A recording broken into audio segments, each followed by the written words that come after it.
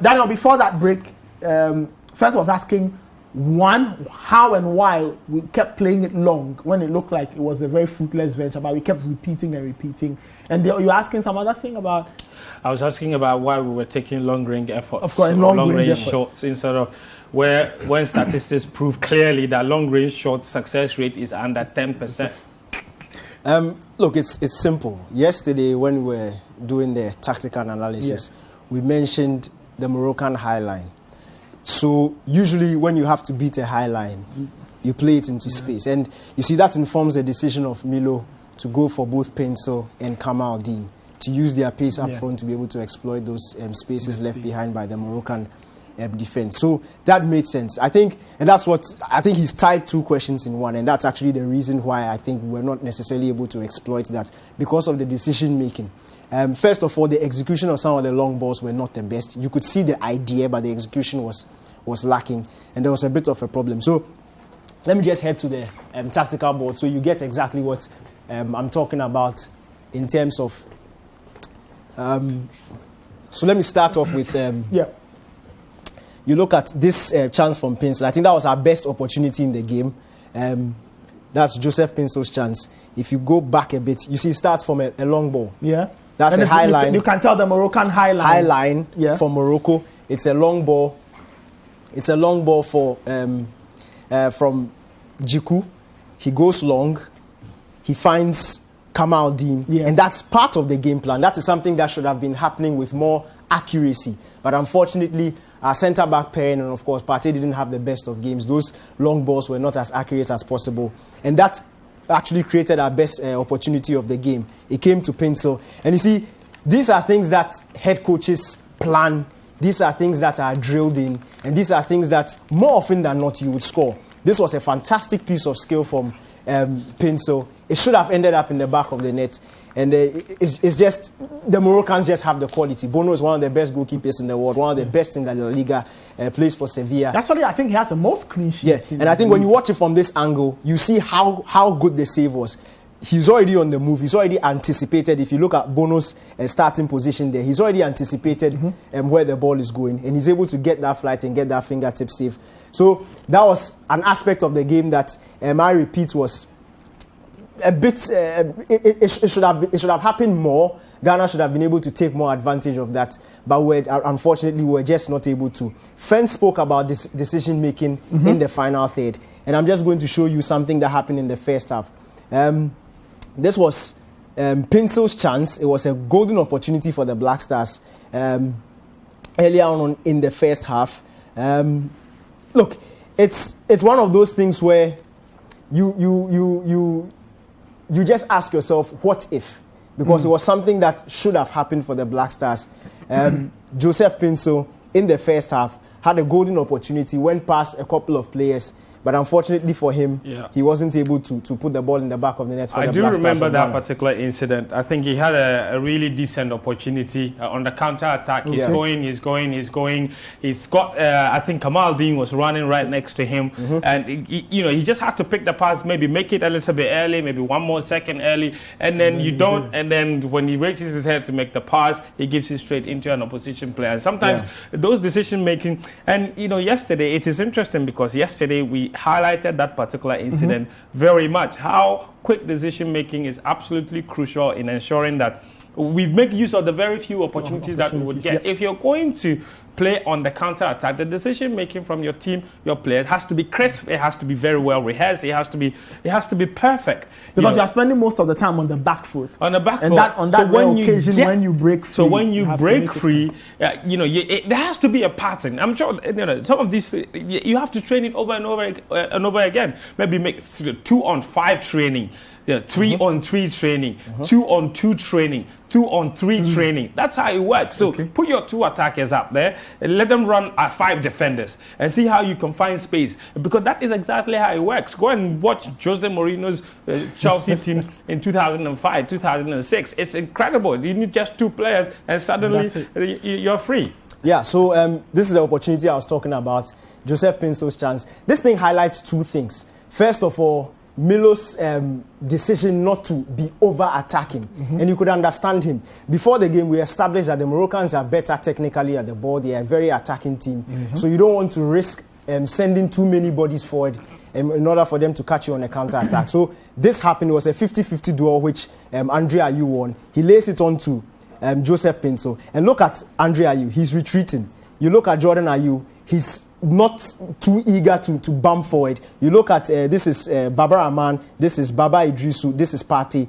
The three of them don't make any proper movement into the box. So he's leaving the attacking duties to Joseph Pinto, who's on the ball, Jordan Ayew, who make a late run into the ball, and Kamal Dean, who may find himself somewhere in and around the box. So if we play it, you see the three players are almost going to go, all the players, the Black Stars players at this side of the pitch are going to go off your shot, because the paramount thing about the game, or the most important thing on the game plan, was the defensive organization. So he leaves it to Joseph Pinto. And this is where Fen talks about decision making.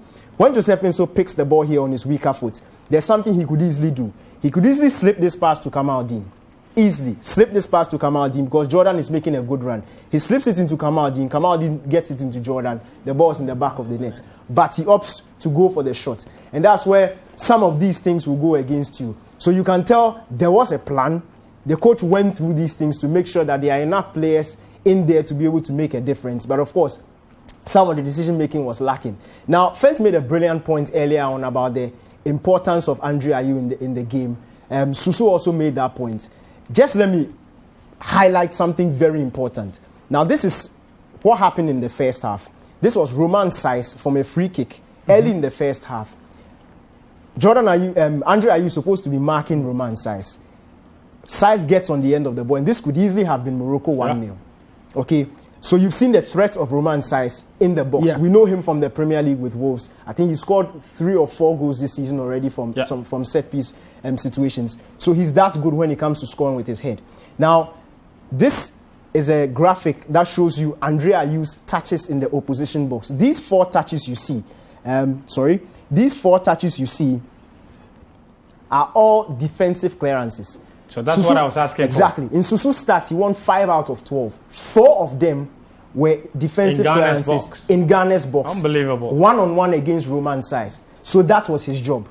That is where coaching comes into being. So if you are watching it with your naked eye, you might be overly concentrated on what Andre Ayew is adding going forward. But guess what? If Milo had taken him out and brought Fatal, would Fatal have been able to do this job? No, he wouldn't have. So that's the reason why Milo maintains him in, especially when Morocco knew they couldn't carve Ghana open. So we're now relying on set pieces. 4 out of 5 duels he had with Roman Saiz, Andre Ayew won them. So that is something you need to mark him on. And that is a brilliant thing he did in the game. And that's actually very important. That is why we are here, to give this clarity. So just another thing on the Black Stars game. This is something I picked out, and I was a bit surprised this was overlooked. On the stroke of halftime, now, thank God we have this system. Thank God we have the opportunity to review it ourselves. This is Andre Ayew getting into the Moroccan box, and then he's brought down. Now, somebody made a point after the game. Ghanaians need to learn gamesmanship. Once Andre Ayew goes down, he's the only person who gets up and is protesting for a penalty. I see Partey, I see Jordan, I see Kamal Dean. They are all looking on. Nobody's bothered. Nobody's bothered. In fact, they keep playing. But when you look at the replay, and let me just slow the frame down a bit. Look what is happening. He kicks through Andre Ayew's leg. So if VR actually takes a look at this, that could be given as a penalty. And we've seen that's a tackle from behind. That's a tackle from behind. He's kicking through. Look carefully. He's kicking through Andre Ayew's leg into the ball. And we've seen these things given over and over again. But another thing we need to understand about football is when you pressure the referee, it's a natural signal. VR will be obliged to look at it. But if everybody looks on like it's nothing, then we'll be found here a day after the game thinking, what if? So these are the little tricks we need to learn. Another thing I also want to mention is early in the first half, Joseph Pinso went 1-on-1 with Massina. Went past him, Massina got a yellow card. Now from that moment, I was asking myself, why was Joseph Pinso opting to cross when he found himself 1-on-1 with Massina? You have the skill, you have the pace. you go at him. Your man is on a yellow card. Your man is on a yellow card. These are all parts, little parts of the game. I even suspected perhaps they should have put Kamal Din and switched him to the other side. So all these things are, of course, moving forward, we need to learn from these little tricks. But I still maintain, if you look at, and if you listen to what Susu has said in terms of the stats, the game plan worked. I still maintain it worked. Because possession-wise, it's very simplistic to equate possession with control. If I don't have the ball and you have the ball and you are not doing anything with the ball, that is my game plan. I want to cede possession to you and frustrate you from playing the game. And that is what Ghana did. The only clear-cut opportunity Morocco created was after the goal, when the game was stretched and Wolacott made that point-blank save in the 92nd minute. So I see a lot of positives in this game. What it has taught me is that the Black Stars can actually come up with a solid game plan to tackle one of the best teams in Africa. We can go toe-to-toe with them. And on another day, that pencil ball is going into the back of the net. On another day, Milo is making a decision that I think I side with Fent, taking Partey out, bringing another defensive midfielder in, just to be a bit solid. Because when you look at the Morocco goal on this particular instance, it's exactly what Fent was saying, tired legs. Tired legs. This is Hakimi on the ball. Mm-hmm. Why? First of all, my question is, why is Partey not closing him down? He should be closing him down, but it's down to tired legs. So the game progresses. And you see, I kid you not, Baba Rahman has seen the run of this guy, but he's also looking at Partey, and Partey doesn't look like he's closing him down. So it's a collection of mistakes. So he lets him go, stretches, misses it, and now Partey has to retreat. And now this is when tired legs, and of course, these things happen in football. Game progresses, and unfortunately for Partey, this is not a chance.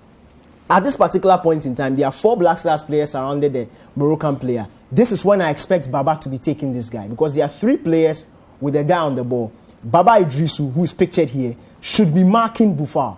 He should be moving closer to Boufal because he can see him on the side of his eye. But he lets him go, and the ball fizzles out to Boufal and it's in the back of the net. But of course, some of these things happen when the game has wore on, when the concentration levels are low, so you can understand. But on the high level like this, I think Milo will be talking to them, and some of these mistakes will be corrected as time goes on. All right.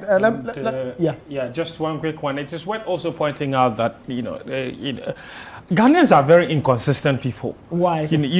All the criticism that Jojo Wolacott has received during his call-up to the national team, if it wasn't for him yesterday, Ghana would have also conceded more than the goal. Yeah. Yesterday, the shots he should have saved, he absolutely saved them. And his game reading was quite good. Nothing he could have done with the goal. The goal was shot from what? From less than 10 yards away from, like just 6 yards actually. Yeah. Exactly 7 yards from goal. I mean, nothing anyone could do about that. So there were individuals that did well yesterday, and there were individuals that perhaps could have done better. Yeah. But I think overall, yes, not pleasing football on the eye. But yet, then again, I said it is a function of what we have seen from the entire AFCON. It is not a Ghana problem. It's not like Morocco, where, as the statistics showed, it's not like Morocco blew us apart. They didn't. It was an evenly matched game, except we just played more successful long passes than they did. All right, you're still watching the AFCON Daily Show on Citi TV. We'll take a quick break. When we come back, more of your messages. Very interesting suggestions I'm getting from the message box. People are proffering all kinds of ideas and solutions for the Black Stars before they take on Gabon on Friday in the 2021 AFCON in Cameroon. We'll be right back. Don't go anywhere. This is Citi TV, and this is the AFCON Daily Show.